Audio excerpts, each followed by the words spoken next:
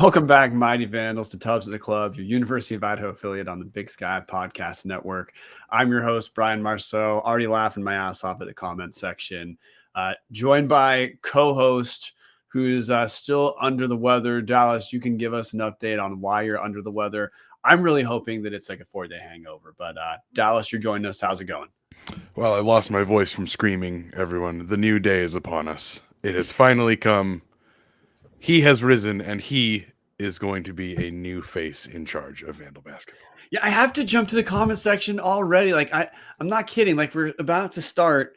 By the way, man, the weight of the world feels lifted. We do have to go back to that weight in a minute. But yeah, Jason Mayer in the comment section, the search for the golden veggie has begun, for talking about the eventual coaching search. Jesus Christ, Jason, thank you.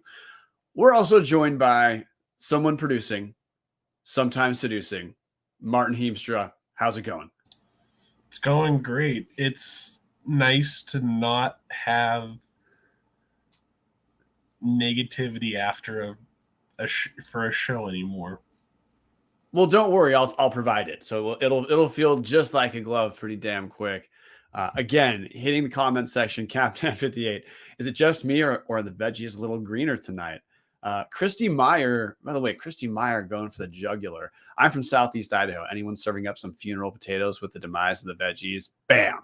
And then Patrick Firks, hola, same thing. But look, everyone knows the topic. Zac Claus was fired. We're going to get into, obviously reactions. There's also like some kind of weird, just Dallas and I are probably going to talk a little bit about the process of the firing itself. But look, we're in Around the Bar, brought to us by Hughes River. And look, before we actually jump into the reactions, the meat of the show, you might say. Yes, I said meat in a veggies episode. We're going to run through the postmortem real quick. And it's a couple of dates that I want to reference for you guys. The first date, the date it began, June 14th, 2019, after head coach Don Verlin was fired with cause by, at the time, Chuck Staben, president of the University of Idaho. Interim AD at the time, the late Pete Isaacson, promoted number 3 assistant Zac Claus to interim head coach for the 2019-2020 basketball season. February 25th, 2020. Zac Claus at the time has a 7-20 record, 5-20 versus D1. And current athletic director Terry Gawlik promoted Zac Claus from interim head coach to head coach and presented him with a contract running through April 30th, 2023, with compensation totaling $150,000 a year plus some perks and benefits. Since then, so since February 25th, Kloss went 21-68 or 71-68 against D1 competition. That's a 20% winning percentage for those counting throughout his 4 years. As a whole, Kloss concluded his time as head coach of Idaho with a 28-88 record, 22-88 versus Division I, with last place finishes in conferences 3 of the 4 years, and scoring margins of negative 10.1 points per game in year 1, negative 15.4 points per game in year 2. These are all conference totals. Negative 6.7 points per game last year. That, and by the way, the last season, the 2021-22, is the only season Kloss did not finish record-wise at the bottom of the Big Sky, and only season Kloss did not finish scoring margin-wise bottom of the Big Sky. And then this year, after the team face planted to close out the year, finished with a negative 7.6 scoring margin in conference. Overall, in conference play, Kloss's record is 15-61 in those 4 years, with marks of 4-16 in year 1, 1-17 year 2, 6-14 last season, his top, and this year 4-14, good for a 19.7% winning percentage overall. And the final date, February 27th, 2023. Zac Claus is fired or relieved of his head coaching duties. He's still under contract, immediately following Idaho's regular season-ending loss to Montana. A press release was sent out about 30 minutes following the conclusion of the 68-53 loss. Since then, Tim Marion has been named acting head coach. Most recently, prior to Idaho, Marion was an assistant at San Jose State from 2019 to 2021, and prior to that, Washington State from 2016 to 2019. He also, a while back, had been the director of operations, basketball operations for Don Verlin at Idaho. And as of today, Kloss's name is no longer even present on the govandals.com website under the basketball section. In those few years, the Big Sky, all Big Sky Henri's Kloss coach included Trayvon Allen, his first year, second team, and then none for 2019, 2020, and none for 2020 and 2021. Mikey Dixon made honorable mention. That was for 21, 22. And then this year, teams haven't been announced yet, but presumably Isaac Jones and Devontae Moffitt will receive some sort of all Big Sky honors. So Dallas, with that's the postmortem. That's the obituary. We're a couple days out. I want to talk just immediate reaction because look, before we move on to the new stuff, before we move on to head coach, a coaching search, I think it's important to acknowledge what happened so we can close the book and then be excited for the next chapter, but we're not quite there yet. You hear the news that Kloss is finally gone. What's your reaction? Thank God. Honestly, that was my reaction. Honestly, Brian, this has been a mistake since June 14th, 2019. There's no other way to say it. Don Verlin was fired for cause. I know that there's been folks that have debated that if it was a minor violation. It was an NCAA violation and he got fired for it. That's what happened. You can argue that it shouldn't happen, but reality is it happened. He did something he shouldn't have, and he was fired for it. The decision immediately after that to promote Kloss to the head coach, that was the first step in a large line of fuck-ups by the Idaho Athletic Department. And this is finally, it's coming years too late, but it is a course correction in the correct way. It is finally admitting that this awful mistake should not have happened. The guy was not cut out to be a Division I head coach. It's unfortunate to say that. It sounds harsh, but it was pretty obvious that the guy just was not cut out for this. He should not have had this job in the first place. I don't know why Gawlik gave him that bullshit 3-year contract. And here we are. We pissed away 4 years of Vandal basketball for whatever reason, but we're on the other side of that now. And so thank God he's gone. Thank God we can finally see maybe a new era coming as long as Tim Marion. I mean, if Tim Marion makes it to the NCAA tournament and wins a couple games, then sure, hire him. But it's time to start fresh. Like, get everything out of this program and start it brand new. So I'm just going to stay at the subtext. We'll preview the game for like a minute, but no one's concerned about Tim Marion making a run. Gawlik actually referenced Tim Marion in the press conference because she was asked about Tim Marion, but you referenced he makes a run the NCAA tournament. One, no percent chance that's going to happen. And two, actually, I would still not want him to have the job if he did. I just want a completely clean slate, start over. I want nothing, no connective tissue whatsoever to Zac Claus. My immediate reaction, I could honestly disbelief that we're now through, counting Verlin's last year, it's been a half decade of Idaho winning fewer than 10 D1 games a year. Floored that all of us had to endure 4 years of Zac Claus basketball that honestly it's a real discussion. Dallas, what was his best year, his first year or last season? It's not this season. The team clearly quit on Zac Claus. I mean, the last 4 games, Idaho scored 211 points in those 4 games, scoring 50, 55, 53, 53, and absolute limping to the finish line. Brian, to quickly answer that question, I think his second year, his first year in full charge, I think that was his best year only because it was so catastrophically terrible. It was funny. Yeah, you're right. This year was painful. Last season, there were at least fun moments, Dallas. I've said this before. If Idaho didn't have Isaac Jones this year, I don't even know how I'd have got through games, and I still struggled with this team. That would have looked like the 1 year COVID year. The one-win COVID year. That's what that would have looked like. Let me say, look, Zac Claus came back last season. You at least have a little bit of hope saying like, okay, well, whatever. Fingers crossed, the team's fun. Maybe this can turn into something. There was no one on the fence about Zac Claus at the start of this year, which we've had this conversation ourselves, had this conversation with a ton of people. It was hard to know how to even feel about the team because you wanted no chance that Zac Claus was coming back. Captain 58 in the comment section. What happened?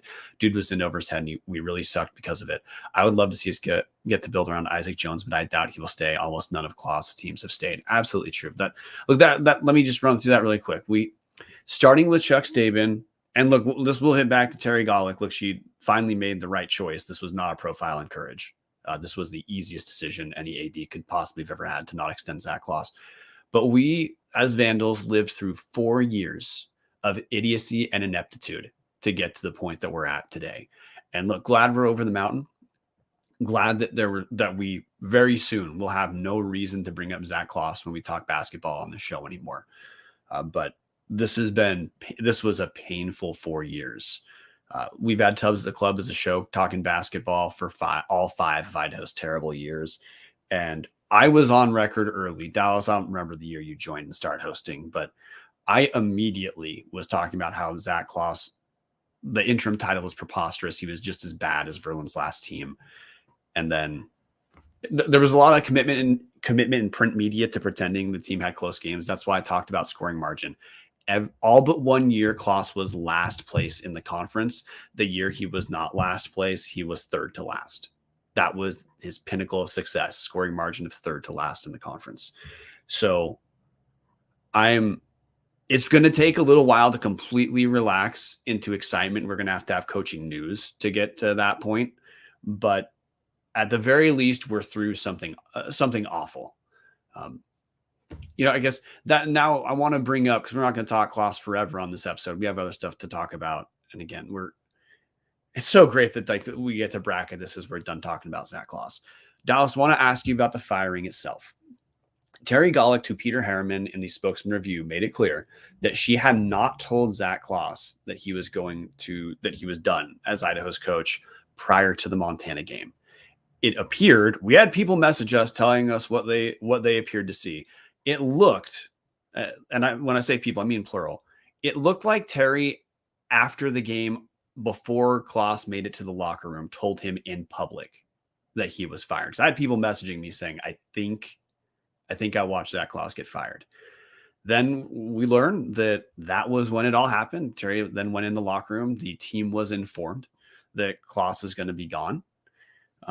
Obviously, the team's going to be emotional the way fans are not going to be. But I got to tell you, I want to talk about the public nature of the firing itself, Dallas. Because you and I, look, it's clear. We both wanted Kloss fired forever. We're on the record. We're happy. We got our win there, right? So we're not complaining about that part. But the firing itself taking place in public, Dallas, does that change how you, how do you feel about that? Does that impact how you felt about Gawlik handling this? Where are you on this being done in public? For our visual listeners, you can see I'm shaking something in my hands. If you're listening to this in podcast form, just imagine me shaking this invisible jar. I'm dumping it out. It's all of the fucks I give about Zac Claus being fired in the way that he was. Don't care at all. Doesn't bother me one bit. Just don't care. To me, look, coaching, and you're going to get people that are close to Zac Claus that like Zac Claus. Yeah, it sucks when somebody you personally know and personally like. It sucks when things don't work out for them, and something like that is kind of embarrassing. That sucks. But this is coaching. Everything you do is in the public sphere. You win publicly, you lose publicly. Your entire job is graded on how you do publicly. I don't really give a shit. I know that this is Terry Gawlik earning back half of a point of respect from us, or at least attempting to, because she's trying to control the message and say that this isn't acceptable anymore. Fired Zac Claus immediately instead of in a private room after the game or even just right after the Big Sky tournament. This was very obviously a message from Terry Gawlik. I think it's too little too late. I think if she actually knew what she was doing, she would have fired him 3 years ago when he was the interim coach. But I actually don't have a problem with her having done this. It showed a tiny bit of stones that I didn't realize she had. I'm not trying to give her credit of hey, way to go for making the right decision and pulling the trigger when the team gave up. The team gave up 3 weeks ago. It was pretty fucking obvious. But I will say, I honestly I have always thought Terry was a bureaucrat who gave zero fucks about winning and was just there to check off compliance boxes and be the athletic director and never thought to put up forth any effort. And this at least was that took effort. That was a conscious decision to go publicly embarrass him like that. And I got to say, I respect her 0.5 out of 10 for doing that. I love the 0.5 qualifier. So again, for those keeping track, Dallas is okay with it. He grades it as not an F-, it's an F. Is that fair? Yeah, that's fair. Okay. Yeah, Dallas and I are not on the same page of this. I gotta bracket this because look, I'm not going to go to bat for Zac Claus on a lot of stuff.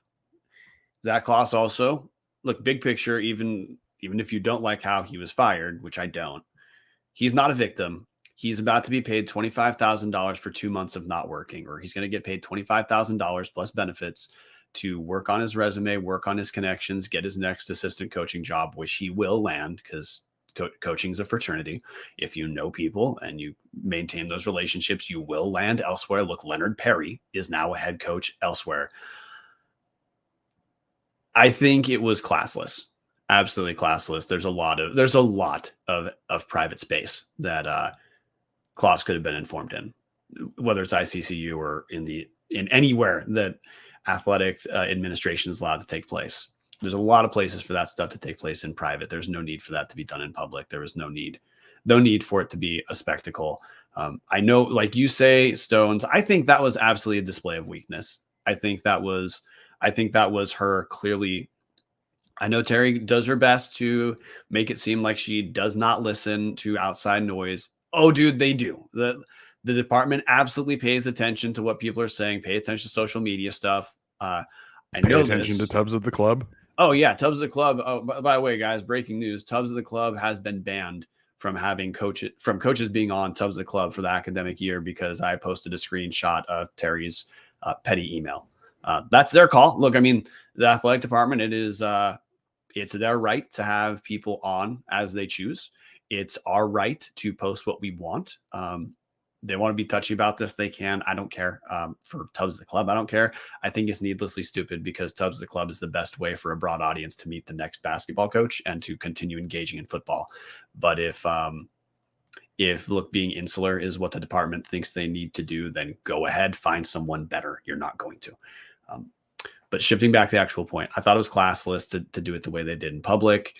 I thought it was a naked attempt of Terry to look strong, which to me came across as desperate to look strong in public.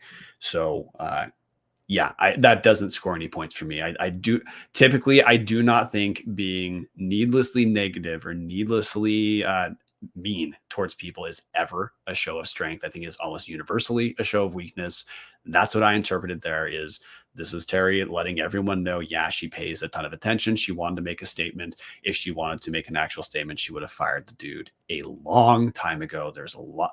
It would have cost virtually nothing to fire Kloss. He had a $75,000 buyout, which once he was hired elsewhere would have turned into zero. Plus, we know it would have been easy to raise money for this. I don't care if Gawlik or anyone else says they don't want to use donor money for firing coaches. That's their decision to not use an available resource. So that was my reaction to the firing itself, but it's a minor thing. The further we get away from that taking place, the less and less people are going to talk about it. We're not going to be talking about it that much afterward, from here on.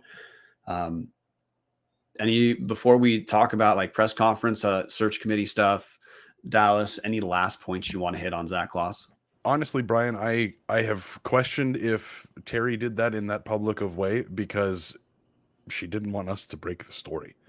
Again, she could have absolutely just pulled him aside, even just taken him back halfway into the locker room and just done it right there on the door outside of it.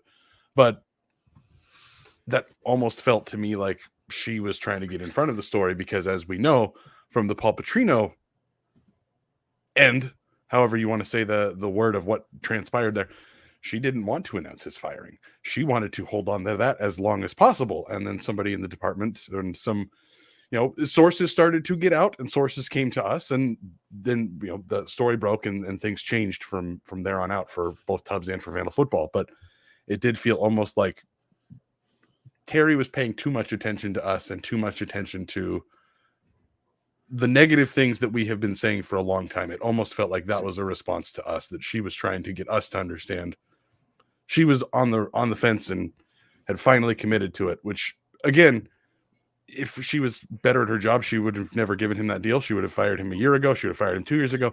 There's so many points that this could have been different, but at the end of the day, it's over.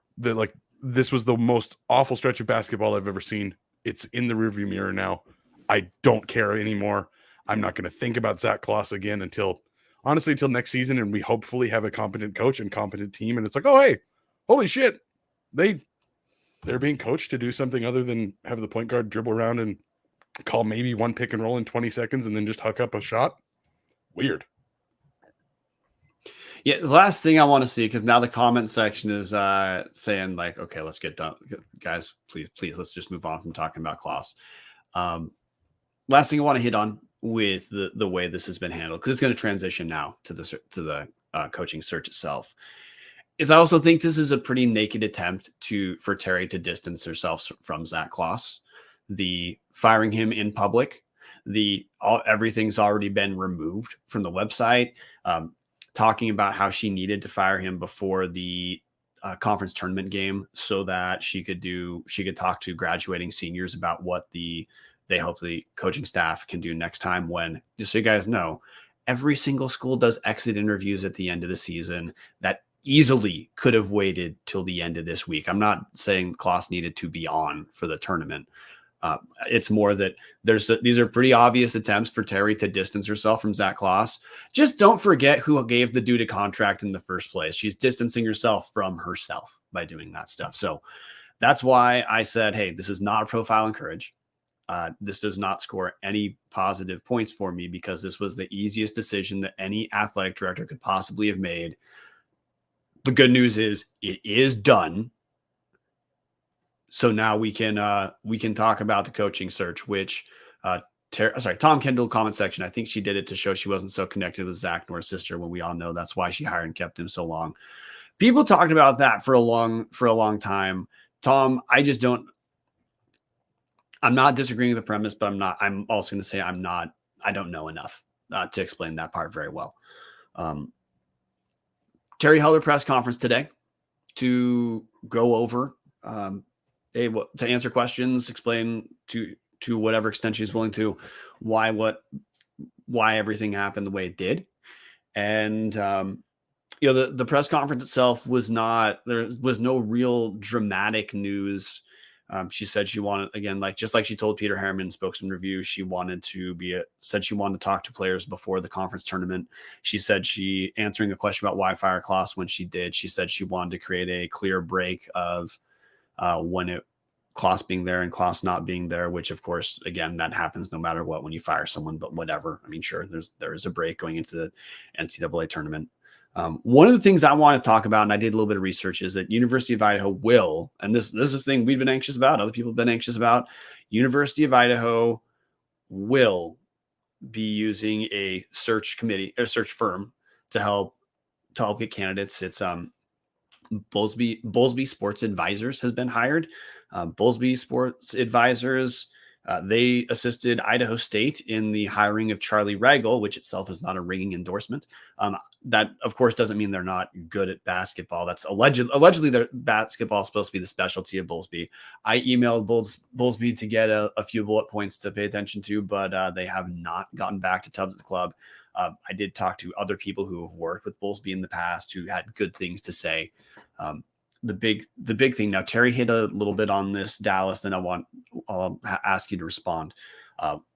What the logistics of working with a search committee are and benefits of a search committee. And there's a couple things for a school like Idaho. Bigger schools have their own athletic HR, and Idaho does not. So the business of the athletic department needs to continue, but coaching searches are essentially an ocean of candidates who will contact the school themselves. Some who've already probably contacted University of Idaho for sure. And then there will also be coaches that the search committee itself finds. The committee lets the school do a more thorough vetting than a school like Idaho would likely be able to do without hiring a committee. They also make sure every candidate gets contacted who contacts Idaho, which that might sound minor, but it's pretty average for schools to pass on a guy 1 year, then maybe hire him later. Danny Sprinkle at Montana did not get hired when they hired Brian Fish, and then Danny Sprinkle got hired a second time around. So maintaining relationships like that, it is beneficial for schools. They also do some consulting. You reasonably should expect this will be structured kind of like football. Of the firm helps field candidates. They're not the only part of fielding candidates. In theory, Terry has some people she's interested in already. There'll be people who've already contacted Idaho, and then there would be a separate committee. Typically, it's around 4 people that helps kind of filter with Terry. Terry would be one of the 4. Helps filter through which potential coach is both in the school is interested in and is interested in the school and to what extent, and then conduct interviews from there. Dallas, on just the committee part, hearing we have a committee, your reaction? Ecstatic. Ecstatic, I should clarify. So we've mentioned this multiple times. Jason Eck did a fucking phenomenal job in his first year as the Idaho Vandal football head coach. Absolutely turned that program around. There's really not much else to say about it. You look at the results on the field and obviously completely turned things around. Jason Eck wasn't Terry Gawlik's first choice. Then that's all I have to know about that. Now, her first choice might have been better than Jason Eck. Who knows? Maybe Joel Thomas would have taken this team to a national championship. Who knows? Not going to project that. All I know is the guy who is in charge seems to be the right guy and wasn't Terry Gawlik's first choice. So, and then we have her obviously stunning resume with hiring volleyball coach. That went fucking unreal. I don't know if we even have enough players to field the team yet. And then here we are talking about another one of her decisions, Zac Claus being now terminated after honestly 4 of the worst years in basketball history. I mean, the guy's winning percentage is not high. So I couldn't be more happy about having a search firm. Yes, Terry Gawlik probably has some candidates in mind just from local. There's certainly guys around here that are going to be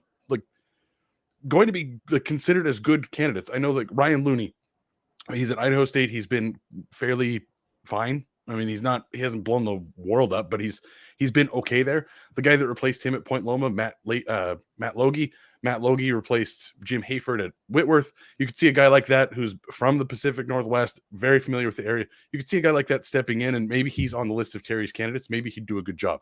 But the whole point of the search firm is to be able to get past just that little bit of regionality. Idaho's athletic department is not the University of Alabama. There's not hey, we're going to go bring an NFL coach, or in this case, an NBA head coach, and bring him back to the college ranks and pay him millions of dollars. Idaho has to go find a guy looking for his first head coaching job. They're not going to go get Bob Knight out of retirement at year 88. Like, Idaho has to find somebody new, realistically, somebody who doesn't have any ties to this program, because there's nothing in the last 15 years of Idaho basketball I would want to be anything associated with the new era of this program. So TLDR, I am thrilled that there's a hiring firm. The jury is going to be out when the decisions are made and coaches are hired, but step one, getting a search firm, couldn't be more happy with it. Yeah, I'm 100% with you on being stoked about the use of the search firm. Just for what you talked about, like if you read like the All Vandals threads right now, and this isn't a put down to All Vandals threads, but most discussion right now that I've seen about potential head coaches, it kind of centers on, are they Idaho centric? For example, like Chris Bauman, he's head coach right now at Odessa Community College, doing very, very well over there because he's an Idaho alum. That's why a guy like him is referenced in discussions. Look, Jason Eck had the background in Moscow and I think that was good that we had a guy who knew what he was walking into, but he didn't have like Vandal connections as in being an alum or something like that. So there's a lot of assistant coaches that Idaho could be looking at. You could look at guys who, honestly, you could look at an Eck type of template, which would be like a Danny Sprinkle hire at Montana State, where, look for a guy who's been at a successful mid-major, so he knows the landscape, has his own recruiting pipelines right now. That's an example. You're going to hear the name Scott Garson a ton. Scott Garson, former head coach at College of Idaho, very successful there. Had been assistant coach at UCLA and is currently assistant coach at Santa Clara. You're going to hear people talk about Scott Garson for sure, but it's going to take a little bit of time for us to get some of the actual names to talk about in the search. But overall, man, reaction to having a search firm is, I'm skeptical of anyone who has the word consultant in their title. because I think honestly, universally, the word consultant doesn't mean a lot to most people. But here, I'm glad we've got someone else who's going to contribute to the review process, the depth, and feeling the depth of candidates. So, Dallas, after that, Terry talked about salary a little bit, and most of the news is promising. The expectation is it'll be a raise from what Zac Claus was getting, the 150,000, which is not bottom in the conference, but it's lower. So look, we're going to expect there's more money coming in. Thank you, Jason Eck, for how football's gone. We're kind of now with the holding pattern of we now have to wait for news, which is the best basketball news we've had in a long time, Dallas. Brian, it's almost sad. Like there's obviously a game left to be played. Realistically, maybe more than that. But I mean, Idaho did beat NAU once. There's every chance that Tim Marion comes in, wins the first game of his career.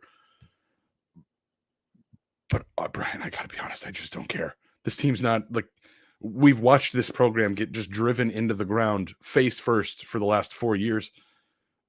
I'm sorry that I'm not super excited that there's one more game to go before clean break of this program. And that's that honestly, Brian, that's all I can think about right now is it's finally done. See, that leads to, and look here, there's RC Reynolds 3920 in the comment section. Consultant, a guy from out of town with a briefcase. That is why I hear the word consultant and I do not get aroused the way other people probably do. The upcoming tournament game, look, Terry Gawlik talked about Tim Marion. She was asked specifically, and this is I'm going to give some props to Terry Gawlik for a moment. She was asked what Tim Marion has to do to make a claim for the head coaching job. And Terry kind of looked at the guy like that as the dumbest question she'd ever heard, which reasonable for Vandals to be like, well, why wouldn't we grab a not number one assistant on a failed staff? But actually, I don't know if Marion's number one or not. But first thing she said is, well, he has to apply. There you go. Did not speculate further than that. She did say that players had said that she told Marion to be a little more relaxed with the game plan because players had been asking for that. Meaning apparently Kloss had been quite rigid, which again, like one of the few times they're going to bring Kloss up. How in God's name could you've watched Idaho basketball, especially these last 4 games, scoring 50, 55, 53, 53, and thought, yeah, Kloss, like this game plan he's executing, he's just overcoaching right now. Did that ever run through your mind? Because apparently that's what the players are saying. Brian, I thought that for a fraction of a millisecond, like maybe he wasn't. Oh wait, no. How many times did he back over the players over the last couple of years? How many times has he mentioned that it's this guy not committing on defense or the whole team not committing on defense, and that all of the issues have always been just because he didn't have the right players before? I mean, even the COVID year when he won one game and we were both doing this co-hosting thing for the first time, and off air we would question, like, is this, like, are we really committing to this for 3 years? And the things we would hear are, well, he had to deal with COVID. Newsflash, the whole fucking world dealt with COVID, so that's not an excuse. I don't know, Brian. Well, Dallas, your voice makes it sound like you're dealing with COVID again right now. Not breaking any news, guys. You guys may have noticed Dallas and I are both struggling for a moment. Tom Kendall in the comment section, surprised Harden didn't get a chance at HC. He brought us Jones. And then Captain 58, wait, either all Jones or all Moffitt offense where everyone else stands around was the game plan. To Tom Kendall, yeah, actually, I don't think who coaches this last game matters anymore. But if you had asked me, Tom, hey, who do you hope gets to coach it? No, it's the guy who has head coaching experience is the one I'd want for this last run. And Jones is, of course, the top guy you hope stays at Idaho. We'll see. I would not be shocked if that's 100% dependent on Harden coming back. That's what I've been told. But yeah, man, that was it. The 900 high pick and rolls with Moffitt and Jones. That was the game plan. That's what they wanted. So maybe you and me need to make a rule pretty quick, Dallas, about whether we're allowed to talk about Zac Claus anymore just for the sake of moving on, because we have talked about Zac Claus much more than he deserves to be talked about. We have had Idaho has been the single worst D1 team with a weekly show for 5 years. 4 of those Zac Claus. We can probably let that go. Tom Kendall in the comment section, pass the damn ball. Max, I'm just saying, Max, in the comment section, I felt that he was really working hard at his game plans and getting angry at players when they deviated. His game plans just sucked and weren't effective. I'm with you on that. I'm just talking about what, because I'm not in the games the same way.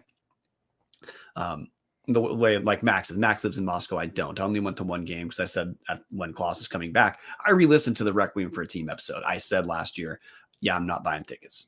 And I didn't. So I didn't see that. Didn't go to a single game. I didn't see that. But anyway, yeah, the fact that that's where we're at, that's truly is what we lived through. That's why we're as disgusted as we were. That's why there was elation. Look, when Paul Petrino was fired, the online response was like 90% elation, and then 10% like former players saying, hey, this is, bad news, whatever. The show is not run now we're not going to pretend we're not excited about moving on to a new era. But look, even the online reaction, it was essentially universal approval of, yeah, about time. Mark Triple Piece comment section saying, just don't move on. Give us your unicorns. Touche, Mark. I gotta be honest, Mark. Next year I'm absolutely gonna make jokes about. Man, I'm so glad that we moved on to a coach that isn't coaching the players as hard as Zac Claus did. I'm very glad that we have moved on to a coach that lets the guys play more, as that asinine statement. Brian, I'm still. If you asked me that 5 minutes ago, and I still am like angry at the thought that Zac Claus was over coaching is beyond me. But anyways, let's move on. I'm sick of talking about this shit. I don't care anymore. He's fucking out of here. He's not our problem anymore. There's a future for Vandal basketball that can't be any bleaker than it is right now. At least if we lost every game, it would be a national story. Right now, we're just mediocre bad. Not even mediocre. I mean, we're just bad. Like, we're not fun bad. We're not even preposterously bad, Brian. It's just like preposterously bad would be like you win one game in 3 years. That's fucking hilarious. This is just bad. Well, I'm differentiating in the team clearly. I mean, the team as clearly gave up on Zac Claus as Idaho football did against Eastern Washington for Paul Petrino, except this was over 4 games. After that Eastern game, they at least tried a couple times. So look, Mark, we're going to follow your direction. I'm going to move on, but I do have to have one thing, Dallas, just for a couple minutes.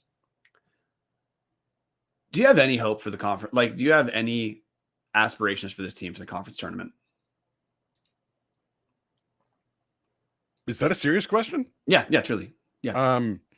I think Tim Marion's got a 50-50 shot to win the first game, and then they're going to get boat raced by Eastern.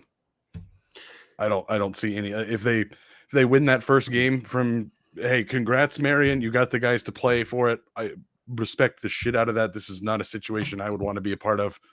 Respect this has to be difficult for the few coaches that are left, knowing probably not coming back next year, but you still have to put the effort in. That's tough. I get that. I would respect the shit out of it if they win that first game, but they're not beating Eastern, so who cares? One measly tournament win. I'm glad you brought up the number 1 because the Big Sky tournament is in Boise. It starts on Saturday. Idaho has de facto home court advantage again, and Idaho men's basketball, that is, has 0 wins since the conference tournaments moved to Boise. Honestly, I'm hoping that this can be the first game this season where I truly don't have to have the internal discussion of, am I rooting against Kloss or am I rooting for the players? It gets to just be over. I hope for their sake that, that the team can put together a single nice performance. It also would be hysterical to me that the final win comes the only win comes right after Kloss is fired.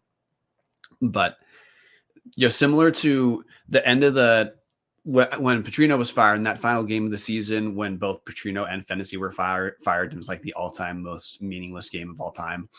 That's kind of how the conference tournament feels for me right now. I'm still going to watch because I love basketball, and I watch Idaho. I fucking watched the Idaho basketball during COVID years. So if I'm going to watch that, I'm probably going to keep watching this. But I I'm not even that interested in Idaho in the tournament. I'm honestly more interested to see if Eastern holds on for a win. They're the 1 seed. They're the only real hope in my mind for the Big Sky to pick up a NCAA tournament win, and that absolutely needs to happen. Hasn't happened since 06. Brian, I think it's time to pull the plug on this. I think it's time to maybe hear a little bit about Hughes River. But before we get into that, I want to call out Colin Hughes. Future is bright. $50 million arena, beautiful campus, and I think, quote, sleeping giant, end quote, can apply to Idaho basketball within the Big Sky Conference. Colin, I 100% agree. We have a whole bunch of commenters in the comments agreeing. Brian is biting his lips and raising his hand. Brian, do you not agree? No, I was going to thank Colin because that can be the pivot point to quit talking about this season. So, Colin, thank you, because we needed to move on. Yeah, dude, Hughes River Expedition, they're Vandal owned and operated. They've been sponsoring the show since a while. I don't have dates. But look, here's the thing. Hughes River Expedition, they do all-inclusive trips. So, look, most of the trips are in Idaho, some are in Montana. But, you want to see the Selway, you want to see the Salmon River Canyons, Hughes River is going to do it. And because they're all-inclusive, all you have to do is show up. That's it. Everything else is taken care of. Show up and you're done. Hughes River, they do trips. If you want to do corporate style retreats or you want to do like team building trips, they do that. If it's just you and a family and you want to do something fun with your sons, or you want to do something as a family reunion, they do that. You don't have to have a full crew. They'll schedule you in with another crew. So Hughes River Expedition, they're again run by Vandals. The single best place you want to do river trips. I don't care where else you've heard of. Hughes River Expedition is the best place to go. You want to find out what it's like to grab a paddle, catch dinner, and ride the bull all throughout the Gem State. Call them now, 800-262-1882, or check them out at hughesriver.com. Dallas, we're going to steal Colin's point. Now that this cloud is lifted, and honestly, I'm kind of happy we waited a day to record. I wanted to go immediately, but let's just say you weren't ready to go immediately, Dallas, which is to say drunk. So it's probably the right call that we waited a couple days. But now, hey, we're a couple days away. You're thinking about Idaho basketball. Colin brought up Sleeping Giant thing. Idaho has not had the same type of success in basketball as they had historically in football in the Big Sky. But if you want to talk, like, do you buy into Idaho as a sleeping giant in basketball? I absolutely do. I mean, I think Colin hit it on the head. We have this incredible new arena. I might be a little bit biased, but I think it's the best one in the Big Sky. It's not like the Big Sky is known for basketball. I mean, name the last major player to come out of the Big Sky. Damian Lillard. Exactly. And when was that? A couple years ago. Oh, only give or take a couple. Yeah.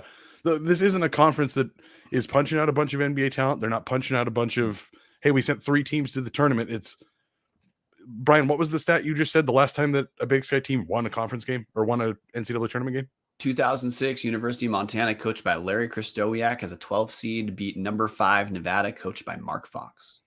Bingo. Thank you. So we're sitting here 17 years later, and nobody in this conference has won a single NCAA tournament game. Like if you're talking about a young coach looking for my opportunity to make a show that I deserve a blue blood job in my future, coming to the Big Sky Conference and kicking someone's teeth in, like David Riley, it takes time to build a program, but David Riley rebuilt Eastern from the ashes when Shante Leggins left and took everyone with him. And 2 years later, they are far and away the best team in this conference. It's going to be devastating if they don't win the tournament because they're not good enough to get into the NCAA tournament without winning the Big Sky tournament. But a guy like that, like, there's no reason that Idaho can't unearth somebody like that can come in, immediately make this program successful, and maybe turn into a program that does consistently sit in the top 3-4 seeds in the tournament year in and year out. I don't see why that's not possible.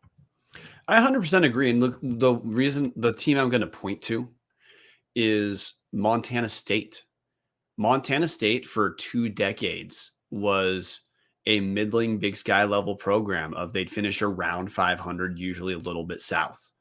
In spite of having Montana State type of resources, that's who Montana State was forever. Brian Fish, coaching at Montana State prior to Danny Sprinkle. So we're talking about around like 2017, 2018.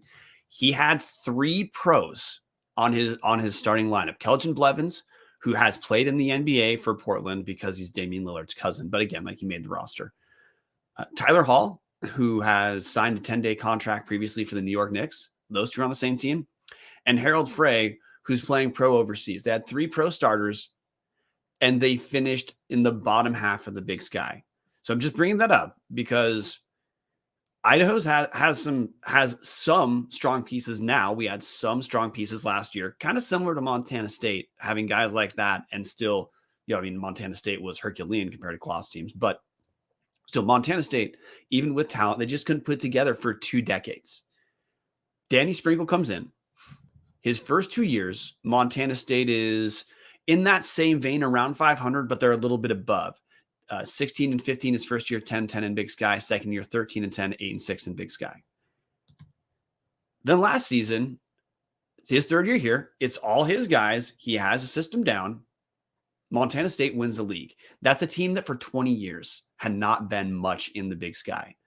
You're not going to tell me Montana State can do that with the facilities they have basketball-wise, with the preposterous rent and cost it takes to live in the state, in Bozeman, state of Montana right now, and tell me that Idaho can't do the same thing in the Big Sky. And the Big Sky that right now is diminished compared to the Big Sky Conference of 2014 or 2008 or 2006. This is not the same level. Lots of teams have had coaches turn over in the last 3 or 4 years. Some of the stalwarts, guys like Randy Ray, he's gone. Weaver State's still solid, but Ray's gone.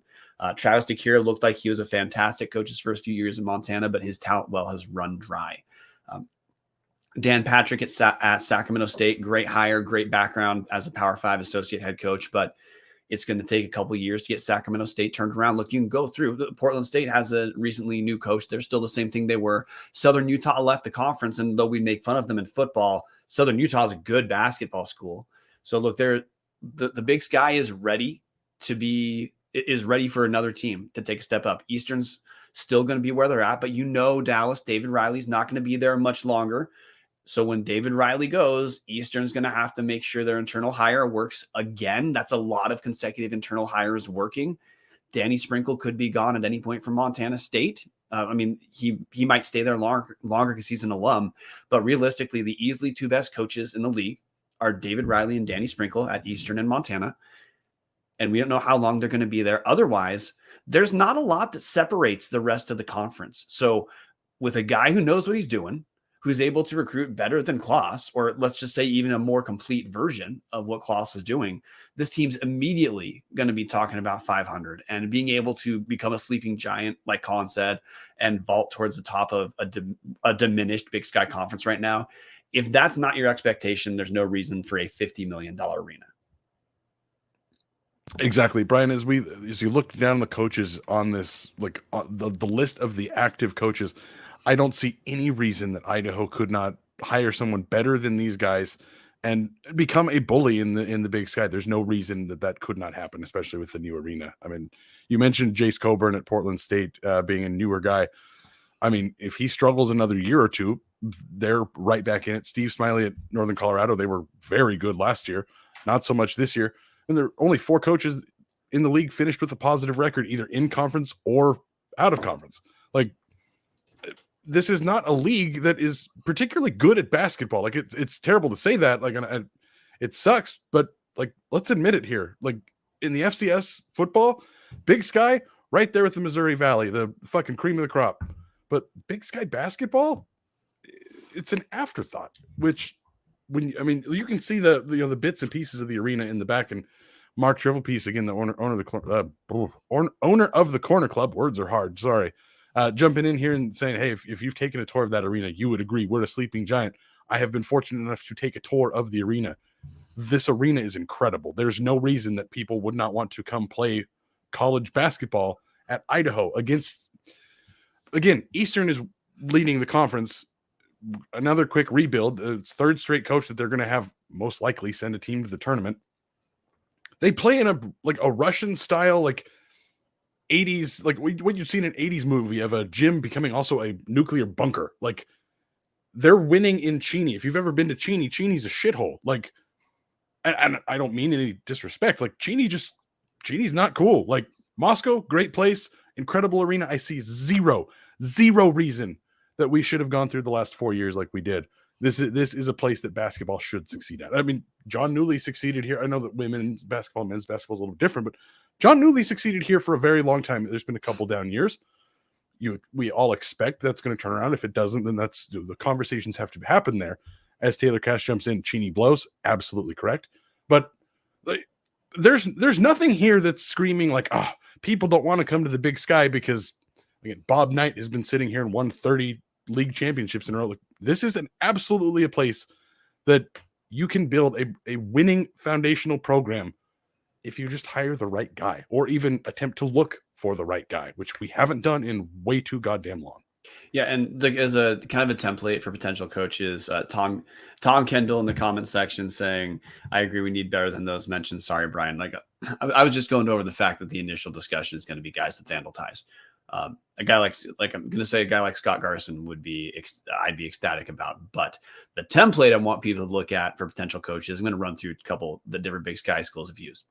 Yes, I know Danny Sprinkle is an alum, but he most recently coached at Cal State Fullerton, was on Fullerton staff for their NCAA run. It's an example of a guy who was at a successful mid-major, who then came over to Idaho, had his own recruiting pipeline, or came to Montana State, had his own recruiting pipeline he developed at a good mid-major type of school.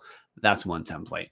Look at what Montana did with Travis DeCure. Look at what Sacramento State did with Dan Patrick. Both DeCure and Patrick came to Montana and Sacramento State, respectively, from Power 5 schools.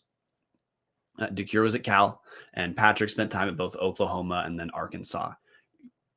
Big Sky schools can poach bigger names than you might guess, or they can poach guys from bigger names than you might guess. There's the route that Idaho State took with Ryan Looney, where he was very successful at D2 Point Loma. Look, guys who've been successful head coaches at a lower level is another question to look at. Gawlik in her press conference said she doesn't have a decision yet about does she want a assistant at a good school who has a pipeline, like I said, a Power 5 or mid-major, or if she wants a guy who has head coaching experience. And if you're in the Big Sky and your head coach has head coaching experience, it's probably from D2 or something lower. I'm happy that she says she's open with that. But that's why I said early, Tom, it's way too early for us to say who the potential guys are, because we're going to have way more applicants than you might guess, but the backgrounds are going to be diverse. I got to say, I wouldn't be shocked if the route Terry goes is similar to the Eck route of a guy who has been successful elsewhere at our level, who needs his first chance. But hey, that's off the top of my head. We're going to bring up coaching tips as we get them, Dallas. Before we get to Martin's Magic Minute, anything you want to close on potential coaches that we can be paying attention to and now finally get excited about? And guys, we don't know what, like, we truly don't know what's going to happen. I mean, it sounds like Gawlik's not going to promote one of the existing assistants. That much is at least fairly clear. Doesn't sound like that's going to happen, which, no offense to either of the three of them that are left, but good. Like, it's time to move this program on.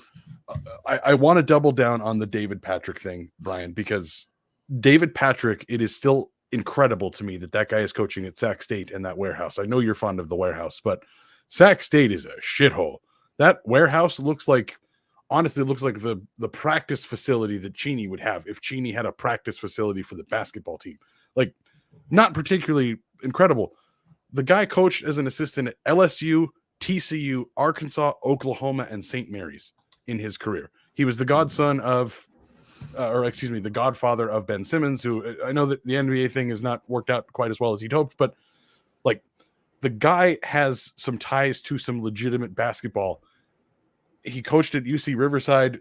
He was the head coach there for 2 years, won a fair amount of games, had that program turning in the right direction, and then just took another job in the SEC. But this is the kind of guy that will come here. We will absolutely see applicants from Power 5 schools looking for a chance to make their mark on a program. And that's why it's so hard to come up with names right now, because for every Jared Fay, the former CSI coach, and Scott Garson, who's at, I don't even remember, Santa Clara maybe now. Brian's nodding his head. Yes, I got that correct. those guys make sense because of their ties to the Pacific Northwest. But I mean, what are the chances that one of Bruce Pearl's assistants at Auburn decides, you know what, I am ready to lead my own program? Like, that's the potential that exists here. Is it would be a cycling door of guys leaving after 3-4 years because they're trying to move on to better jobs, but that's possible. It is absolutely possible for Idaho to get somebody considerably, no shot at Ryan Looney, but getting somebody considerably more. What's the word I'm looking for, Brian? I think I've got COVID brain here. Somebody with more of a resume than a guy who, he coached at College of Southern Idaho, which is a power in the junior colleges, sure, but you don't see guys making a jump from juniors to Power 5 schools. There is a very good chance that we have a very qualified coach in here. There's also a very good chance that we don't, but there's such a wide breadth of candidates that could possibly take this job, Brian. Yeah. So Ross Blacker in the comment section, someone brought up Andy Hill. Hill's an assistant at Montana State, spent a long time as an assistant at University of Utah, then New Mexico. He's now getting a little bit more hands-on coaching experience. So that's another example of a guy who you can see where his background could make him potentially appealing. There's a lot of assistants like that. It's kind of hard to talk in basketball about assistants, whereas in football, it's a little bit easier to look at OCs, DCs, and then head coaches. But hey, we got to close this up pretty soon. First off, Nick Davis, man, one of our 2 favorite sponsors, does the best metal work in the world. It's Vandal oriented. This is an iVandals logo that Nick made. He also does King Spud original. He does his own original pieces, did a LA Rams one for Dallas, WSU one for my younger brother. If you want something kick-ass hanging up in your office, your study, your bar, Duffer's Tavern, get in contact with Nick Davis. That's at Idaho_Davis on Twitter, or just get a hold of us. We'll connect him to you. So Martin, it's time for Martin's Magic Minute. We'll be relatively brief because that's what you said you want to do. Martin's going to actually talk about the Big Sky Conference tournament because of the women's play. Yeah, so last night, it's been a little bit. They went 2-1 this past week. Loans against Idaho State and Northern Colorado lost to Montana on Monday night, which ended up getting them the 6 seed. Wish they would have gotten the 5 seed, so it wouldn't have mattered at all whatsoever. The bracket they're in, they're going to play Sacramento State on Monday, so they don't have to play Saturday or Sunday. Good catch, not calling Sacramento State top 5. There's only one top 5 school in this show. Hashtag Vikings. Kind of first looking at the bracket, I think it is probably the quote easier side of the bracket for them to make a run to the finals, playing Sacramento State, Montana, who they split the season with, or Montana State, or any of the teams on their side of the bracket is by far the easier side. Beyonce had another great week, earning Player of the Week. I think she had 90 points, 60 rebounds, and I want to say 7 assists, but that's a double-double she averaged over the past 3 games. So she's been balling, and honestly, I feel pretty damn good about this. I feel like they can win a game or two in the tournament this year. That's it for Martin's Minute. When Martin says minute, he absolutely means that. So, guys, I guess the last thing I want to talk about just for like 30 seconds, Dallas, is talking football this last year with a new good coach was so damn easy. Basketball then became laborsome this year. It's already starting to feel lighter that we get to completely move on. If you're a regular listener, you might think that I am studying some sort of PhD in talking about shitty basketball. Really don't enjoy it that much. I like talking Vandal sports because I care about it, and I talk about the teams that I care about. That's why we have listeners like we do, because other people feel the same way. But I gotta say, man, we're even a couple days out, and it's already feeling better, Dallas. When we have names we can talk about, speculate, look at backgrounds, we have an actual coach. I don't know, man. What if we actually had a full year? I'm not saying we need like 2 teams winning the league. Have you imagined the heaven of having a full year of only talking about non-shitty teams? No, I do not want to give myself that hope. That sounds like relief, Brian. And right now I'm going to let myself dream about it. I'm going to hope and pray that the right decision is made for the future of this basketball program, and at least hang my hat on, hey, at the end of the error has finally happened. We're finally moving on. V's up and go Vandals. That's really about all I've got. Yeah, Tom Kendall in the comments section. Hey, Brian, if we come together at TATC or Tubbs and get some money to donate to VSF to get TATC off TG's ban. So, like, look, I was told that's going to end at the academic year. I got to say, again, I shared something that's available if you FOIA the athletic department. And look, hey, I'll be honest.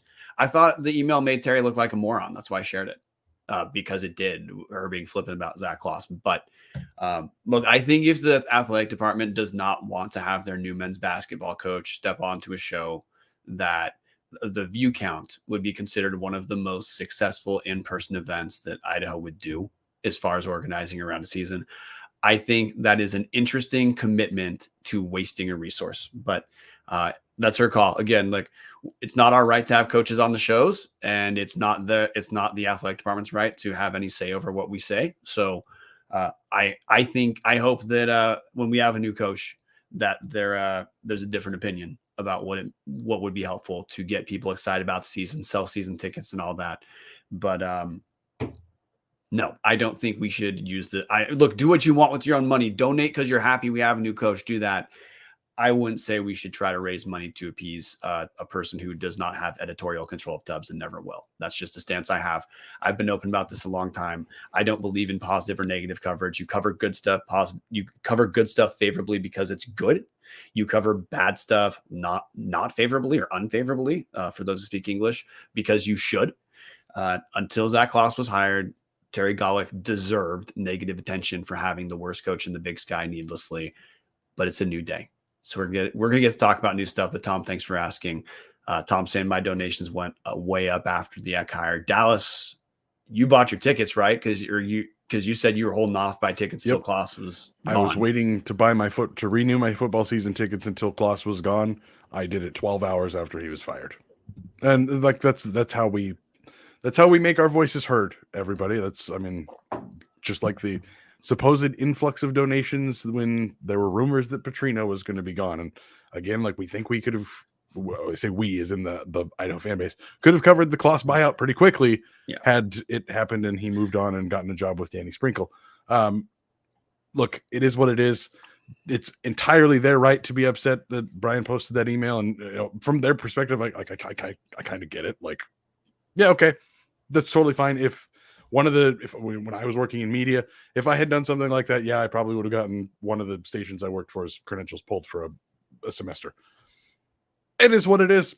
Don't really give a shit. We think it's a bad idea to not, like, hey, we fucked up with the basketball thing. Here's the new guy. Try to talk positively about it. We think that would be a better idea for them, but you know what? Terry has proven time and time again that her judgment is less than suspect. Just ask anybody that knows the volleyball team. And there you go. So to put a button on it, donate because you want to, guys. It's always your call. I have no regrets whatsoever about the posting. And if I could replay this, I would do it absolutely the same way. So we're going to call it a night. Thank you, everyone, for coming. It's a new day. Martin, are we ever going to quit calling basketball veggies? I don't know.